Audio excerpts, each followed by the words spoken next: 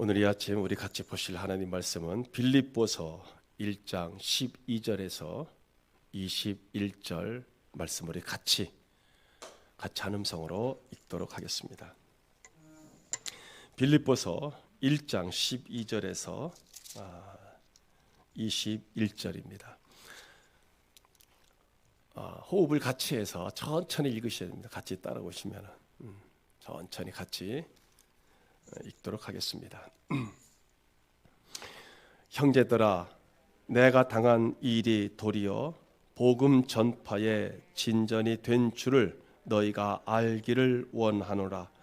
이러므로 나의 매임이 그리스도 안에서 모든 시위대 안과 그 밖의 모든 사람에게 나타났으니 형제 중 다수가 나의 매임으로 말미암아 주 안에서 신뢰함으로 겁없이 하나님의 말씀을 더욱 담대히 전하게 되었느니라.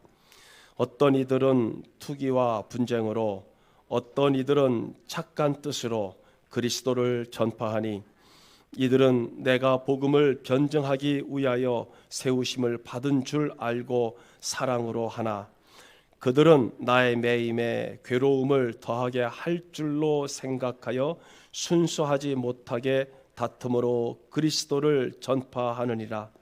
그러면 무엇이냐? 거칠애로 하나는 참으로 하나 무슨 방도로 하든지 전파되는 것은 그리스도니 이로써 나는 기뻐하고 또한 기뻐하리라. 이것이 너희의 간구와 예수 그리스도의 성령의 도우심으로 나를 구원에 이르게 할 줄 아는 고로 나의 간절한 기대와 소망을 따라 아무 일에든지 부끄러워하지 아니하고 지금도 전과 같이 온전히 담대하여 살든지 죽든지 내 몸에서 그리스도가 존귀하게 되게 하려 하나니 이는 내게 사는 것이 그리스도니 죽는 것도 유익함이라. 아멘. 할렐루야. 우리 주님의 이름으로 사랑합니다. 우리 눈으로만 이렇게 쳐다보시고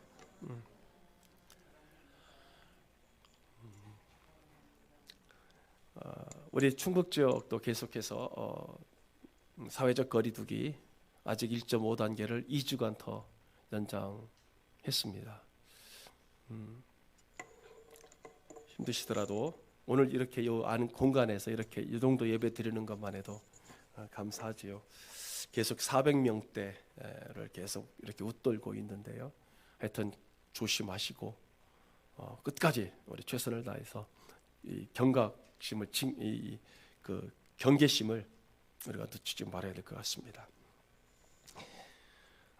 고난 중에 찬양이 축복의 통로입니다라는 제목으로 오늘 말씀을 보면서 특별히 우리가 사도행전을 그동안에 우리가 공부를 좀 많이 깊게 했었죠. 근데 많이 다 잊어버리지요. 벌써 시간이 꽤 됐으니까요.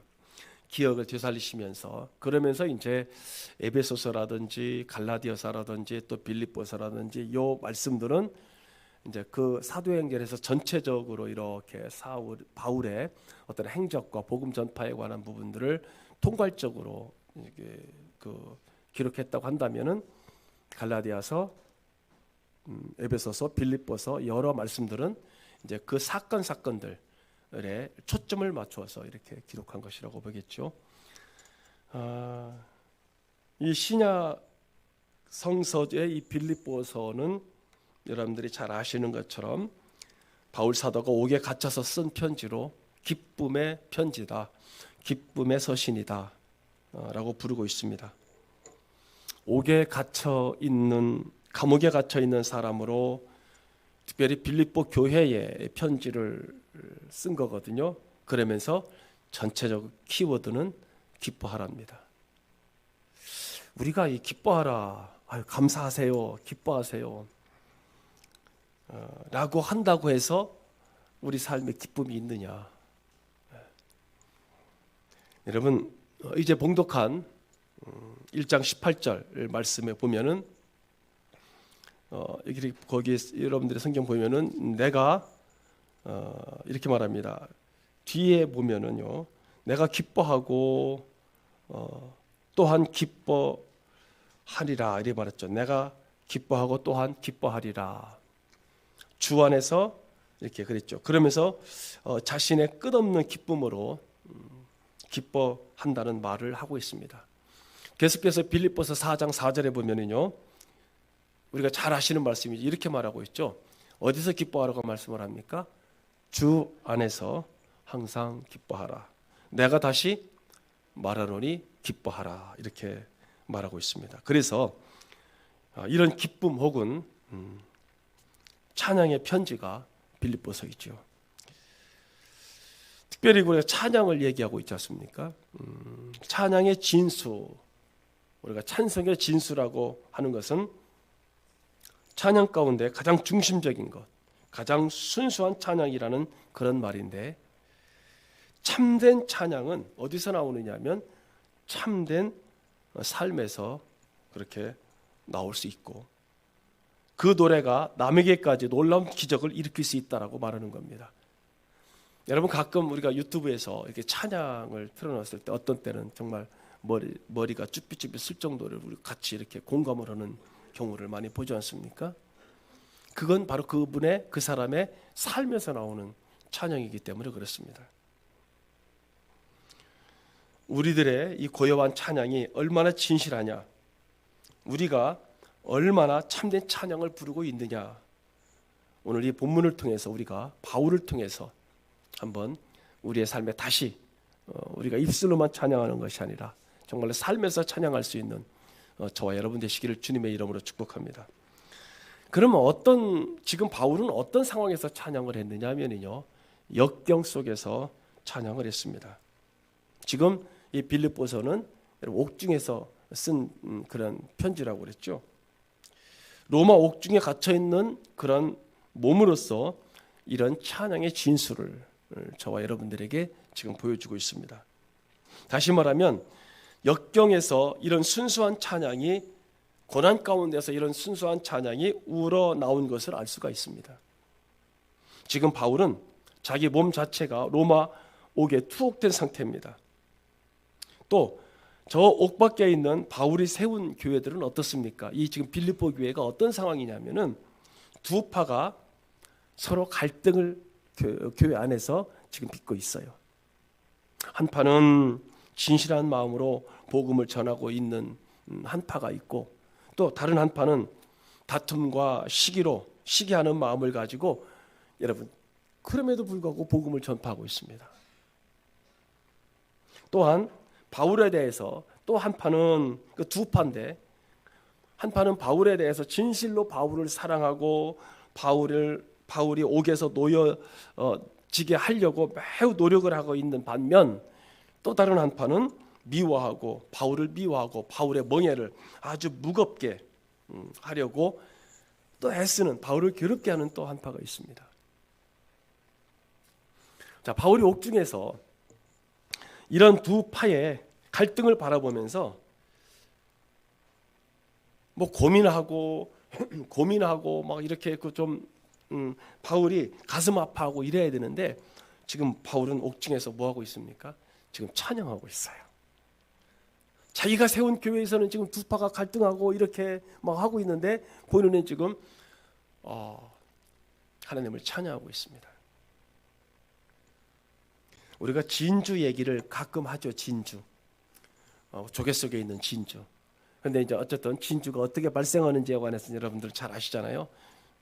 그런데요, 그 진주가 고요한 바닷속에 많이 있느냐, 아니면 파도가 세고 풍랑이 잦고 물살이 센 곳에 많이 그 진주 조개가 많이 나오느냐, 파도가 심하고 물결이 심한 거친 바다에서 이런 질 좋은 진주가 나온다는 얘기예요. 여러분, 세계 기독교사 또는 뭐 세계 기독교사는 그만두고 우리 한국 교회사를 볼 때도 어떤 때 순교자가 많이 나왔고, 어떤 때에 여러분 진실한 복음이 전해졌고 진실한 성도들이 많이 나왔습니까? 일제시대 때고요, 6.25 때고요. 그 총칼 앞에서, 그 죽창 앞에서 저들은 신앙을 부인하지 않고 찬양하며 저들은 순교의 잔을 기꺼이 마셨던 것을 보게 됩니다. 사도행전 16장에서 보면은요, 바울 사도가 바로 이겁니다. 빌립보에서 복음을 전하다가 온몸에 매를 맞고, 정말로 그 상처가, 그 책직이 어느 정도냐면 아시잖아요. 패여서 살점을 뜯어내는 그런 책직이잖아요. 온몸에 상처가 심합니다. 그리고는 깊은 옥에 갇혀서 한밤중이 되고 캄캄하고 그 어두운 밤에 바울과 실라가 그 감옥에서 찬양을 했다라고 하는 것이 사도행전 16장에 나오죠. 그런데 이 찬양 소리와 더불어 옥터가 움직이고 손에 결박이 풀리고, 그리고 지진이 나면서 그 감옥에서 이렇게 걸어 나온 기록이 나와 있죠. 안정되고 무사한 곳에 참된 찬양이 나온 것이 아니고 역경 속에서 박해와 모진 고난을 당하면서, 고문을 당하면서 온몸에 상처투성이인 그런 곳에서 이런 참된 찬양이, 기적의 찬양이 나왔다는 얘기입니다. 사람이 갑자기 어려운 사건을 만나면 거기에 대한 반응을 일으킵니다만, 이런 반응에 사람의 진심이 이게 나온다고 그러죠. 언급결에 나오는 말이 진심이 나온다고 그러죠. 2차 세계대전 때 독일군과 이제 연합군이 싸울 때 특별히 영국에 독일의 스파이가 그렇게 많이 잠입했다고 그래요. 근데 유럽 사람들 보면은 생김새가 똑같지 않습니까? 우리 한중일이 비슷한 것처럼. 그러니까 뭐 어떻게 그 스파이들을 잡아낼 방법이 없었다는 거예요. 왜냐하면 능숙한 영어를 쓰지요. 외모도 똑같지요. 행동도 얼마나 연습했겠습니까? 훈련된 상황에서 나왔으니까. 도저히 잡아낼 방법이 없습니다. 그래서 어떻게 할까 그러다가 한 가지 묘안을 짜는 게, 간첩으로 의심되는 사람 옆에 가가지고 그냥 자연스럽게 가서 발로, 억컷발로 갖다가 그냥 바로 확 밟으면 됩니다. 그냥 막 얼마나 아프겠어요. 억컷발로 발등을 찍었으니까. 그러니까 순식간에 당했으니까, 그러니까 막 여기 튀어나오는데 영어로 여기 튀어나오는 게 아니라 독일 말로 갑자기 여기 튀어나오는 거죠. 그래서 그런 방법으로 스파이를 색출했다라는 얘기가 나와요. 즉 갑자기 당한 일에 뭐예요? 갑자기 당한 일에 자기의 본심이 드러난다는 얘기죠. 여러분, 우리가 중대한 사건을 맞이할 때 어떤 반응을 일으킬 것이냐. 어떤 분은 기도한 분도 있을 것입니다. 또 어떤 분은 기도하면서 고요히 자기를 반성하는 분도 있을 것입니다. 왜 나에게 이런 질병이 왔을까? 왜 나에게 이렇게 나의 사업이 이렇게 실패를 했을까? 그런 가운데 하나님의 뜻이 무엇인지 묵상하면서 자기 자신을 반성해 보는 그런 분도 있을 겁니다. 바로 그렇게 반성해 보는 가운데 진실로 하나님 앞에 감사가 우러러 나온다는 겁니다. 찬양이 우러러 나옵니다. 내게 이런 어려운 역경을 주셔서 반성케 하신 하나님께 감사를 드립니다 라고 그렇게 고백한다는 거죠. 제가 지난 월요일 날 지금 요 앞에 걸려있는 다름나무 십자가 때문에 인제에 갔다 왔다고 제가 몇 번 말씀드렸잖아요. 그 교회도 저희 교회에 비슷할 정도로 이런 역사를 가지고 있습니다. 그 인제. 그 목사님이 그곳에 오신 지는 약 5, 6년 정도 됐어요. 그러면서 저희 교회와 비슷한 또 어떤 과정들을 많이 겪었고요. 그러면서 많은 그러한 그 어떻게 보면 지금이야 도로가 거기 왕복 6차선 도로인가 4차선 도로인가 그러잖아요. 큰 도로가 나 있잖아요. 인제 앞에 상남 가기 전에 상남이죠. 그러니까 상남 다음에 인제죠. 우리가 어떻게 보면은 우리가 그 군대 생활하면서 그쪽에 휴가 차 들어갔다 나왔다 할 때는 그때 어떤 생각을 들었냐면, 야, 이런 데서 어떻게 사냐, 이런 데서 어떻게 사냐 그랬는데, 이 목사님은 그러면서 이제 십자가를 만들기 시작하셨더라고요. 처음에는 선물로 주려고 저렇게 십자가를 만들기 시작했는데 저게 사이트가 만들어지고 보면서 많은 사람들이 선물로 줬더니 고마운 줄을 모르더래요. 십자가를 선물로 자꾸 줬더니 고마운 줄을 모르고 그냥 뭐 너도 나도 달라고. 근데 어쨌든 저 목사님은 십자가를 만들면서 목회를 다시 되돌아보고 그러면서 이제 저보다 3살 정도 이렇게 더 드셨는데 저 십자가를 만들면서 많은 그러한 은혜를 받았다라는 얘기를 같이 식사를 나누면서 같이 얘기를 나눴습니다. 어떤 분은 저걸 만들면서 저렇게 많은 사람들에게 십자가를 통해서 감동을 주기도 하고요. 저와 여러분의 삶은 어떨까요? 지금 저와 여러분의 삶을 통해서 사람들에게 특별히 예수 믿는 우리가 성도로서 하나님의 놀라운 우리 축복을 흘려주는 통로가 되고 있느냐? 내가 받은 은혜를, 내가 받은 구원의 이 놀라운 축복을 나를 통해서 다른 사람들에게 흘려주고 있느냐 이거죠. 여러분 구약에서 여러분들이 잘 아시는 요셉의 공부도 우리가 참 몇 번 깊게 했습니다. 구약의 요셉은 형들에게 갑자기 팔려서 노예가 됐지 않습니까? 그래서 보디발의 집에서 아무런 죄 없이 그곳에 팔려갔고 또 거기서 또 열심히 해서 그 집에 대단한 집에 가정 충무가 됐는데 가정 충무가 됐다 싶었더니 그 보디발의 부인이 아주 무고를 씌워가지고 그를 감옥에 보냈지 않습니까? 감옥에 보냈고 그 감옥에서 또 역시 술 맡은 관원장을 또 떡 만드는 관원장, 그 말하자면 정치의 요직에 있는 사람들이죠. 이 사람들을 잘 대접을 하고 그 사람들을 받들었더니 결국에는 나중에 술 맡은 관원장이 우리가 성경에는 그냥 저가 잊어버렸더라 그랬는데 사실은 배신을 한 거예요. 배신을. 술 맡은 관원장이 요셉을 배신한 거예요. 그래서 이제 옥에서 나올 기회를 잊어버렸지 않습니까? 결국 이렇게 요셉 같은 사건을 만나게 될 때 우리는 어떤 반응을 일으킬까요? 17세 소년으로 그것에 쫓겨나 자기 집에서 이렇게 형들에 의해서 죽을 뻔하고 팔려간 상황이고 열심히 해서 어떻게 해서라도 좀 열심히 살려고 해서 살았더니 그 집에 그 보디발의 아내가 그를 무고를 해서 감옥에다 집어넣고 감옥에서 또 열심히 했더니 이제 좀 피나 보다 나가나 보다 그랬더니 또 배신을 당하고요. 약 13년간 그런 생활을 한 거죠.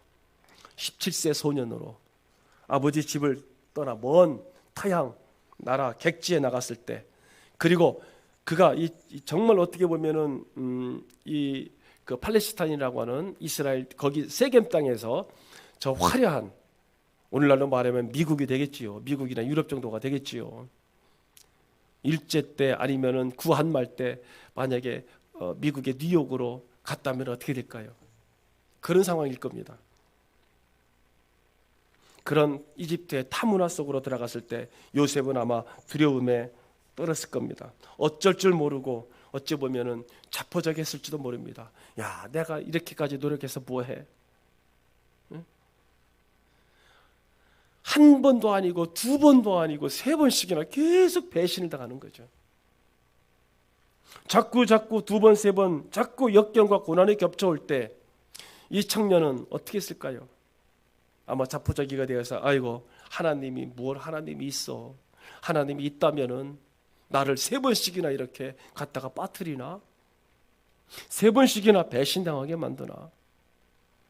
하나님 안 계신가 보다. 여러분 지금도 이런 사람들 많이 있습니다. 오히려 그렇게 생각하고 아마 망가졌을 수도 있을 겁니다. 내가 이렇게 살아서 뭐해? 자살 아니면은 마음대로 만약에 그가 보디발의 집에서 그 보디발의 아내가 그를 요셉을 말하자면 유혹했을 때 아이고 내가 그냥 이렇게 살다가 까진 거 눈 한번 질끈 감고 보디발의 그 마누라의 유혹에 빠져서 아이고 그냥 이렇게 살다 말지 그렇게 산다고 누가 뭐라고 합니까? 그런데요 요셉은 마지막까지 침착했습니다. 그리고 고요했습니다. 우리가 성경을 보면 요셉 공부를 우리가 몇 번 했지 않습니까? 티끌만치도 요셉은 그런 유혹 가운데, 역경 가운데, 고난 가운데 그는 허점을 보이지 않았습니다. 이게 중요합니다.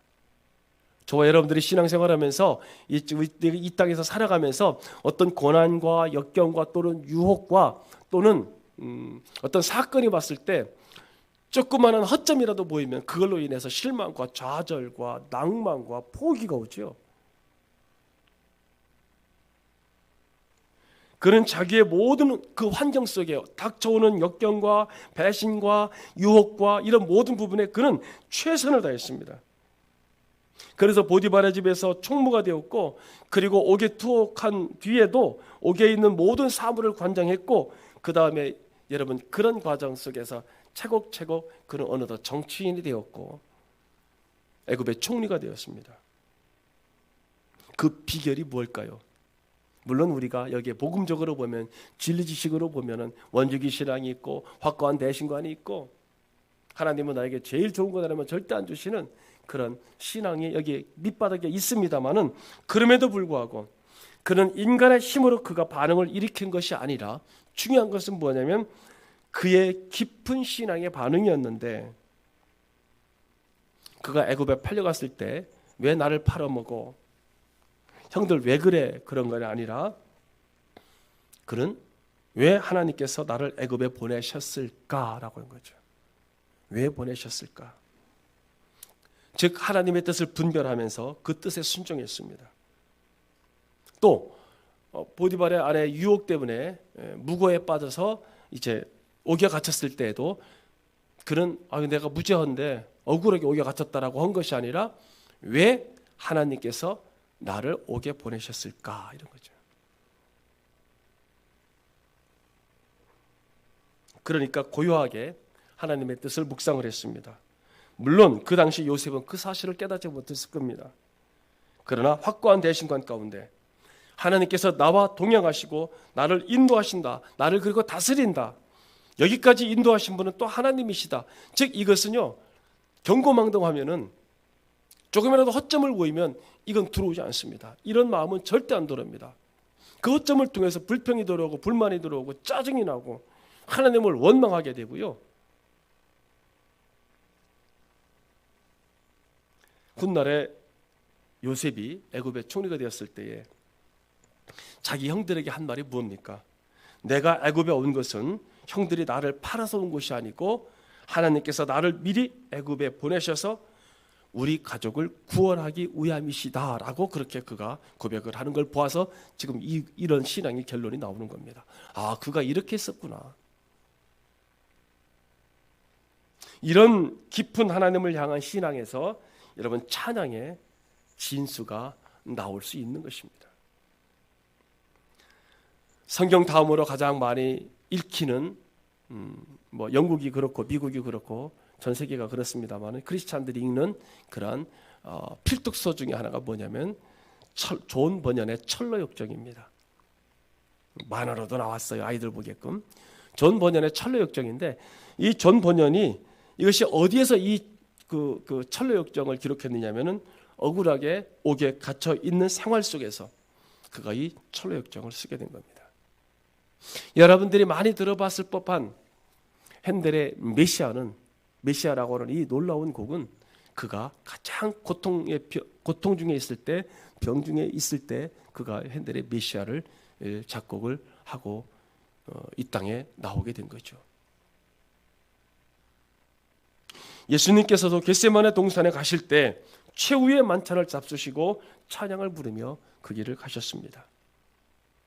참된 찬양은 역경 속에서 어려움을 바라볼 때 오히려 진실해지는 것이 아닌가라고 생각합니다. 자, 그 다음에 그런 겁니다. 고난으로부터 오는 찬양이 있습니다. 역경에서 같은 단어일지 모르겠습니다. 역경에서 나오는 것 또는 고난에서 나오는 것, 고난에서 나오는 그런 찬양이 있는데요. 다음에 말씀드리고 싶은 것은 뭐냐면 사도 바울이 단순히 그저 역경 가운데 참고 찬양을 부른 그런 것이 아니라 곰곰이 생각해 보면요, 오늘 본문의 말씀에 그 이유가 나와 있습니다. 이 모든 역경에 나에게, 자기에게나 복음 전도에 유익하다라고 확신을 할 수 있는 것을 보게 됩니다. 여러분, 우리가 지금 빌립보서 1장 19절에 보면요, 이렇게 되어 있죠. 1장 19절에 이것이 너희 간구와 예수 그리스도의 성령의 도우심으로 나를 구원에 이르게 할 줄 아는 거로. 자, 그렇게 말씀하고 있습니다. 왜 옥에 갇혔느냐 하면 그 이유입니다. 옥에 갇힌 이유가 이겁니다. 하나님의 다원적 목적이 있었던 겁니다. 자기에 대한 목적을 생각해 볼 때 옥에 갇혀 있는 것이 내 구원에 유익하다는 그런 판단을 내립니다. 어떻게 이런 판단을 할까요? 왜 교회에 두 파가 있어 나를 괴롭히고 있는 것이냐? 이것도 내 구원에 유익하다고 생각한 겁니다. 바울은. 좋은 것만 있는 것이 아니고 역경이 있다는 것이, 그리고 옥에 갇혀 있다는 것이, 그리고 지금 저 빌립보 교회에서 자기를 반대하고 있다는 것이 합쳐보니까 뭐냐? 내 구원에 유익이 있다라고 바울은 지금 그렇게 생각을 합니다. 사랑하는 성도 여러분, 여러분 앞에 어떤 역경이 있을 때, 고난이 있을 때, 또는 아픔이 있을 때, 아, 이것이 내 구원에 놀라운 유익이다라고 여러분 생각해 보셨습니까? 아니면 왜 이렇게 나한테 이런 고난이 있지? 왜 나에게 이런 고난이 있지라고 불평하지는 않았습니까? 여러분, 개인의 생활도 마찬가지입니다. 우리에게 좋은 일만 생긴다면, 칭찬만 있다면 결국 우리는 부패하고 넘어지고 아마 타락해지고 말 것입니다. 우리에게 역경이 다가올 때, 반대가 다가올 때, 어려움이 다가올 때, 이것이 바로 저와 여러분을 올바르게 설 수 있는 놀라운 회초리가 될 것입니다. 바울은 그런 생각이 이 모든 구원에 나에게 유익하다라고 그렇게 말합니다. 여러분이 이제 인생을 어느 정도 지금 사시면서 이제 판단이라고 하는 것을 하실 겁니다. 저보다 여기 계신 분들은 휘태기 빼놓고는 저보다 다 많이 이렇게 드셨으니까 인생 50년, 60년, 70년을 이렇게 사시면서 이제 여러분들이 어느 정도 정말 이렇게 사는 것이 인생의 정도구나, 이렇게 신앙생활하는 것이 신앙의 정도구나라는 것을 여러분들이 어느 정도 이제 아마 판단을 잘 하실 겁니다. 그래서 이제 착오가 별로 없을 거예요. 이제는 인생의 착오도 별로 없으실 거고, 신앙의 착오도 아마 과오도 별로 없으실 겁니다. 어떤 젊은 부부가 아기를 낳는데, 그런데 이 아기가 날 때부터 장애를 가지고 있습니다. 그러니까 이 부부가, 젊은 부부가 얼마나 가슴이 아프겠습니까? 장애를 가지고 태어났으니. 그런데 이제 그 교회 목사님이 오셔서 그 가정을 위해 예배를 드리고 위로해 주고 가시면서 하는 말씀이 이런 말씀을 하십니다. 이 아기가 두 분과 가정에 큰 축복과 번영의 열쇠가 될 것입니다 라고 가셨다는 겁니다. 아니, 지금 아기가 낳는데 장애인데, 아니 어떻게 이 아기 때문에 우리 가정에 큰 축복이 되고, 이 축복의 열쇠가 되고 번영의 열쇠가 돼? 말도 안 되지. 이럴 수 있지 않습니까? 하여튼 이제 오랜 세월이 흘렀습니다. 아기도 컸고요. 오랜 세월이 흐른 다음에 목사님과 부부가 만났습니다. 그때 그 부부가 이런 말을 했다고 합니다. 그때 목사님께서 우리 집에 오셔서 예배를 드리시고 가시면서 하신 그 말씀이요, 제가 지금도 기억합니다. 이 아기가 이 가정에 크게 축복을 받게 하는 열쇠가 될 거다라고 말씀하시고 가셨는데요, 목사님, 우리 가정은 그 말씀대로 됐습니다. 우리가 이 아이 때문에 그동안 드리지 못했던 가정 예배를 드리게 되었고, 우리가 이 아기 때문에 그동안 소홀히 했던 예배를 다시 되돌아보게 됐고, 우리가 이 아이 때문에 그동안 하나님과의 관계에 소홀했던 것 되돌아보게 됐습니다. 그리고 우리 가정이 경건하게 이 아이 때문에 경건해지기 시작했습니다. 우리 영혼이 이 아이 때문에 더 윤택하게 됐고 하나님만 바라보게 됐습니다. 그리고 그 후 하나님의 축복 가운데 이 아이 때문에, 이 아이가 태어난 이후부터 우리 가정의 모든 사업이 번창하기 시작했고 왕성하기 시작했습니다. 이 아이가 우리 가정의 영육간의 삶의 열쇠가 되었습니다. 목사님 말씀이 적중했습니다. 지금 우리는 이 아이 때문에 하나님 앞에 무한 감사를 드리고 있습니다 라는 얘기를 제가 들었습니다. 지금 나에게 있는, 나에게 닥친 어떤 그런 환난이나 고난이나 또는 역경이나 그 밖의 모든 일들이 우리가 정말로 하나님, 그걸 통해서 요셉처럼, 그걸 통해서 또는 이제 성경에 나오는 믿음의 선진들처럼, 우리가 지난 금요일 날 보셨던 다윗의 노년의 그 신앙처럼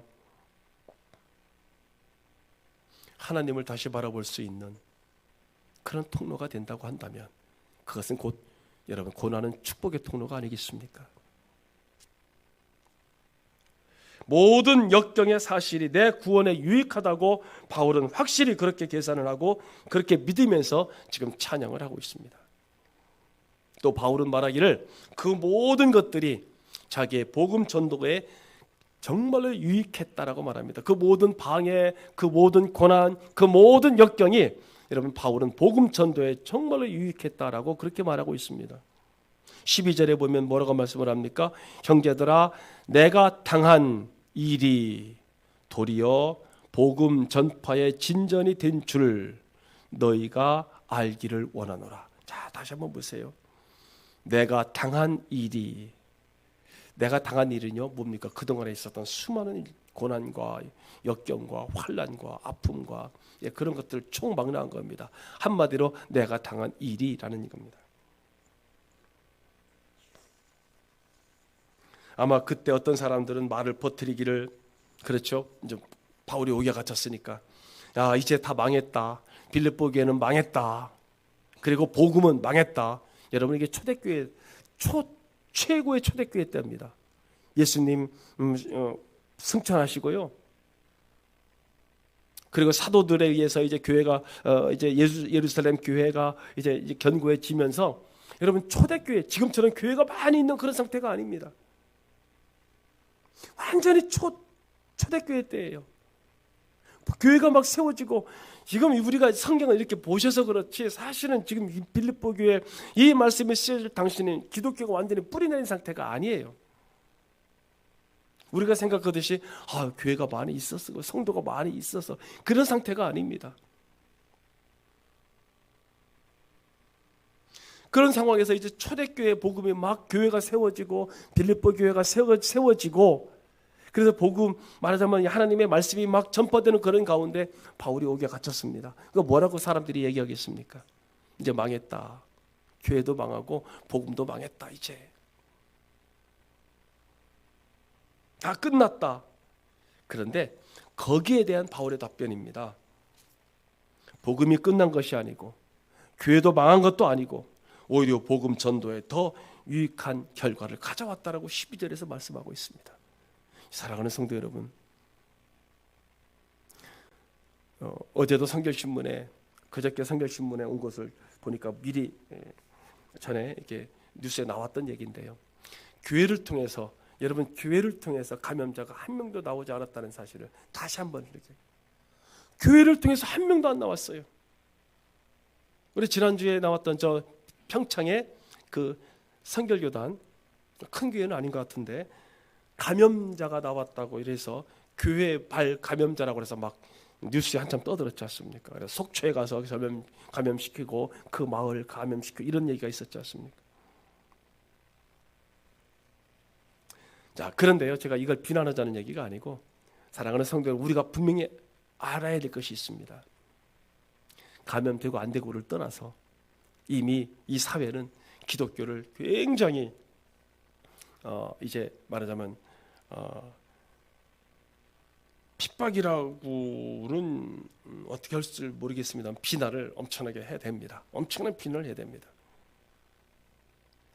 거기에 휘둘리지 말라는 얘기입니다. 여러분들은 복음의 진수를 아실 겁니다. 여러분들은 말씀의 진수를 아실 거고요. 그리고 구원이 무엇인지를 잘 아실 것입니다. 진리가 무엇인지를 잘 아실 것입니다. 언제든 이때도 그랬고요. 이때도 초대교회 때도 그랬고 예수님 때도 그랬지 않습니까? 얼마나 많은 특별히 그 유대인들이나 이 사람들이 예수님을 얼마나 많이 비난했습니까? 진리 본체를 얼마나 많이 비난을 했습니까? 심지어 십자가에 못 박아 죽이지 않았습니까? 초대교회 때 얼마나 많은 사람들이 이제 순교를 당했고 엄청나게 많은 아주 박살을 내려고 그랬지 않습니까? 심지어는 교회가 지하 카타콤베로 숨어 들어가지 않았습니까? 그런데 망했습니까? 흩어졌습니까? 어떻게 보면 그런 언론이나 지금처럼 막 이렇게 나오는 이런 것들에 신경 쓸 것 하나도 없습니다. 저와 여러분들은, 성도들은 오직 말씀에 따라서만 살아가시면 됩니다. 지금만의 일이 아닙니다. 지금만의 일이 아니에요. 이거는 초대교회 때부터 있었던 거고요. 지금은 다만 이렇게 그 SNS나 스마트폰이나 이런 매체가 발달됐기 때문에 그게 좀 더 우리한테 더 많이 들려올 따름이지, 여러분 분명한 것은 지금도 역시 여러분 옳은 길, 진리의 길을 따라서만, 말씀에 따라서만 여러분들의 신앙생활 하시면 됩니다. 자, 여기 보시면요, 이런 말씀이 있습니다. 그 13절에 이러므로 나의 매임이 그리스도 안에서 모든 시위대 안과 그 밖의 모든 사람들에게 나타났다. 이게 무슨 말씀인지 아세요? 바울이 옥에 갇혀서, 지금 12절과 13절은 굉장히 역사적 그 맥락에서, 당시 상황적 맥락에서 중요한 말씀이죠. 왜냐하면 그때 로마에는 성을 지키는 수비, 여기 지금 바울이 지금 이 잡혀 있는 이 빌립보서 상황이 뭐냐면 지금 로마 감옥에 갇혀 있는 상황입니다. 로마 감옥에. 그러면 당시 바울 당시 로마의 수비대가 몇 명이 있었냐면 약 10,000명 가량이 있었습니다. 맨 처음에 9,000명의 수비대로 출발해서 AD 4세기경쯤에는 약 19,000명 정도에 달했는데, 바울 당시에는 이 수비대가 여러분 9,000명, 10,000명 정도 있었습니다. 근데요, 이 수비대는 최정예라고 합니다.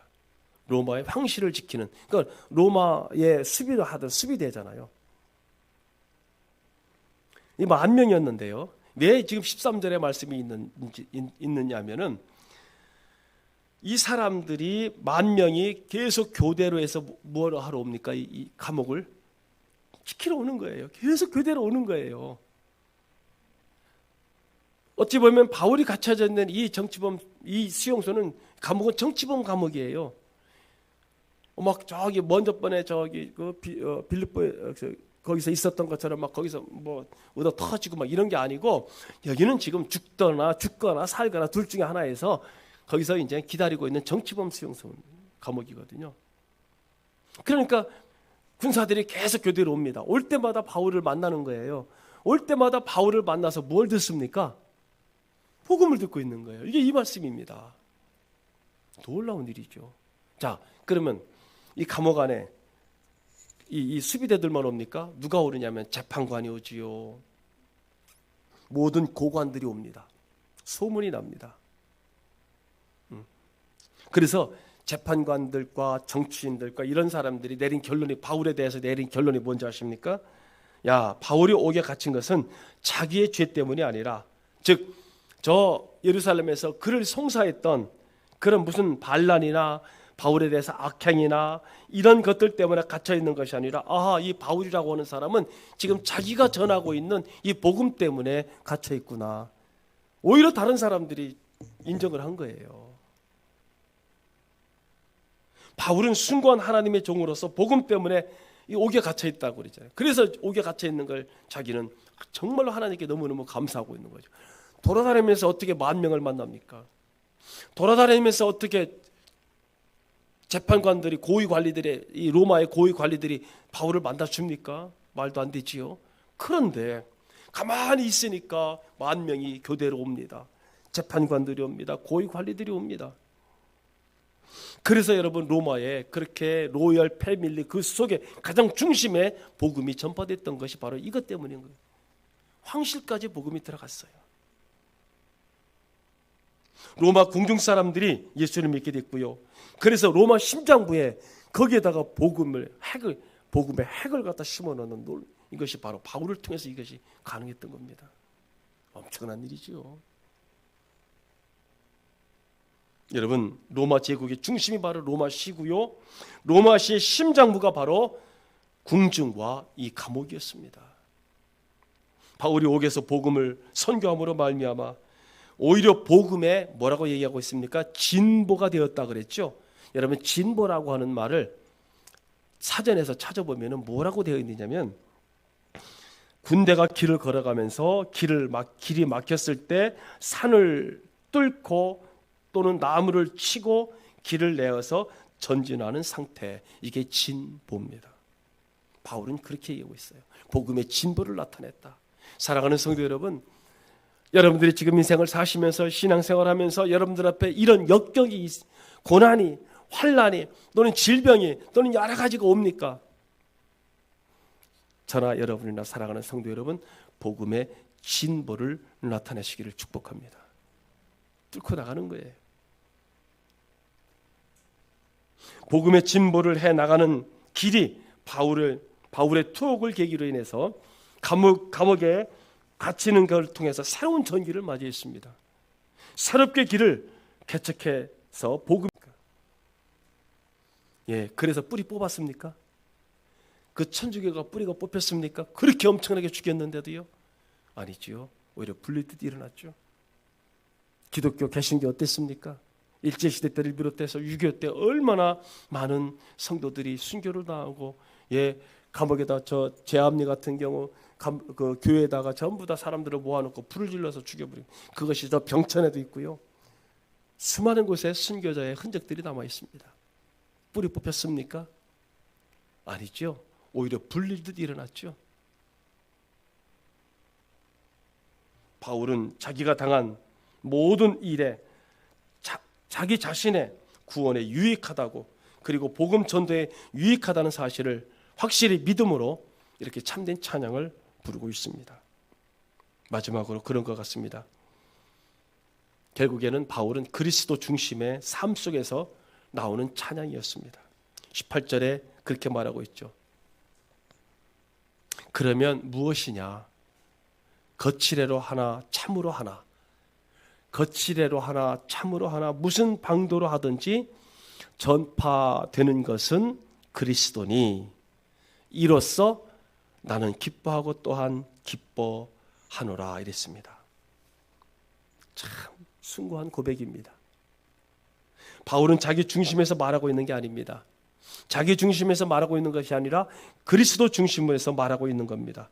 참되게 복음을 전하든지 또는 잘못된 마음에서, 지금 빌립보 교회가 두 파로 나눠서 싸운다고 그랬잖아요.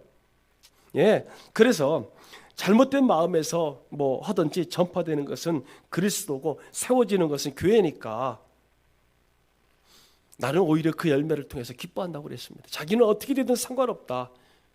복음만 전해지고 하나님의 교회가 세워지기만 하면 자기는 어떻게 되든지 상관없다라고 그렇게 말하고 있습니다. 만약에 이것을 자기 중심에서 생각한다면 유익한 것도 있을 것이고, 해로운 것도 있을 것이고, 고마운 것도 있을 것이고, 미운 것도 있을 것이고, 그러나 여러분 주님 중심으로 생각한다면요, 모든 것이 감사할 따름입니다. 지금까지 지내온 것 주의 크신 은혜라 다 감사할 것 따른 거죠. 모든 것이 하나님 앞에 영광이 된다는 거죠. 강력하게 주님 중심에서는 정신에서 이러한 찬양이 가능하다는 겁니다. 그러니까 우리가 그런 거예요. 지금까지 지내온 것 주의 크신 은혜래, 한량없는 주의 은혜, 한량없는 주의 은혜, 어찌 이루 말하랴, 자나깨나. 그러니까 이것이 우리가 그냥 부르는 것이 아니라 바로 이러한 마음이 아니면 부를 수 없는 그런 찬양이라는 거죠. 바울은 자나깨나 그의 생애 모든 곳에서 주님을 말합니다. 심지어는 뭐라고 그랬어요? 내 몸에 예수 그리스도의 흔적을 가졌노라 그랬잖아요. 그 40에 하나가만 그 태장을 맞을 때도 내가 예수님 때문에 맞는 거야. 사람 인간의 마음으로 내가 맞겠어요 그거? 그거 왜 맞아 그거? 어디 가서 복음을 세울 때 쫓겨나는 것도 욕먹는 것도 그래 내가 예수님 때문에 내가 이 욕을 먹는다. 내가 예수님 때문에. 복음을 바울은 자나깨나 예수님 생각입니다. 어떤 미국인 청년 하나가 삶이 너무 힘들고 어려워서 아이고 이렇게도 안 되고 저렇게도 안 되고 그러다가 에라 모르겠다. 네, 죽어야 되겠다. 아무도 없는 곳에 가서 죽어야 되겠다고 자살을 결심하고 산에 올라갑니다. 깊은 산에 올라가서 이제 죽으려고 이제 딱 하는데 항상 그런 거죠. 어디선가 아름다운 찬양이 들리더라는 거죠. 죽으려고 했는데 그래 뭐 죽을 때 죽더라도 야 저 노래를 누가 부르나 그거는 한번 가서 보고 죽자 하고서 노랫소리를 따라서 이렇게 산을 이곳저곳 헤매서 내려가다 보니까 그 산 기슭에 밑에 오두막이 나오더라는 거죠. 그래서 오두막을 들어갔습니다. 들어갔더니 그 안에서 흐름한 그 다 쓰러져가는 오두막 안에 그것도 흑인 여자인데 흑인 여자인 것도 부족해서 맹인이더랍니다. 장님이에요. 그 노래를 부르고 있는 거예요.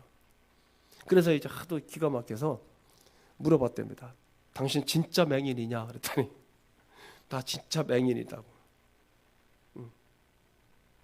아니 그러면 당신 맹인이고 그리고 백인도 아니고 흑인이고 그리고 다 쓰러져 가는 오두막에서 뭘 좋다고 그렇게 노래를 부르고 있습니까? 찬양을 부르고 있습니까? 그러니까 이 상황에서 어떻게 찬양이 나옵니까? 그랬더니 이 여인이 하는 말이 그러더라는 겁니다. 나는 예수를 믿습니다. 내 마음 가운데 하나님이 계셔서 너무나 평안하고 행복합니다. 이 모든 것이 감사할 따름입니다. 내게는 조금도 불만이 없습니다. 그런데 왜 내가 찬양 못할 이유가 어디 있습니까? 이렇게 아주 기쁘게 얘기를 하더라는 거죠. 이 얘기를 듣던 이 청년이 자기는 백인이고 자기는 눈도 떴고 자기는 가족도 있고 자기는 좋은 집도 있고 근데 뭐가 불만해서 죽으려고 하는 건지 다 있는데 뭐가 없었던 거예요? 그 속에 하나님이 예수 그리스도가 없었던 거죠. 복음이 없었던 거죠. 그래서 깨닫고 죽으려고 했던 자가 다시 돌아가서 아주 참되게 살았다라고 하는 얘기를 책을 읽은 적이 있습니다. 사랑하는 성도 여러분, 참된 아름다운 마음에서 나오는 찬양이 실망에 빠진 한 사람을 영혼을 구해준 겁니다. 진실로 하나님 앞에 감사할 때 진실로 참된 찬양을 부를 때 이 찬양이 많은 생명을 주 앞으로 인도할 수 있다고 믿습니다. 여러분들의 삶이 찬양이 되시기를 바랍니다. 그 삶이 기도가 되시고요. 그래서 아까도 맨 처음 서두에 말씀드린 것처럼 여러분들의 삶을 통해서 다른 사람들이 희망을 보게 하시고 여러분들의 삶을 통해서 다른 사람들이 여러분을 통해서 하나님을 보게 하시고요. 그리고 실망과 좌절에 있던 사람들에게 여러분을 통해서 용기를 갖게 하십시오. 살아갈 이유를 갖게 하십시오. 아이고 지금 내 나이가 몇 살인데 이제 그거 해. 아니라는 겁니다. 우리 모두에겐 전부 다 그런 능력을 이미 하나님께서 저와 여러분들에게 주셨습니다. 옥에 갇혀서 역경 가운데 부른 바울의 찬양이 많은 사람들을 다시 돌아오게 한 것처럼 그랬잖아요. 사도행전 16장 31절에 뭐라고 했습니까? 주 예수를 믿어라. 그리하면 너와 네 집이 구원을 얻을 것이다. 지금 성도 여러분들의 각각의 삶의 정황이 어떻습니까?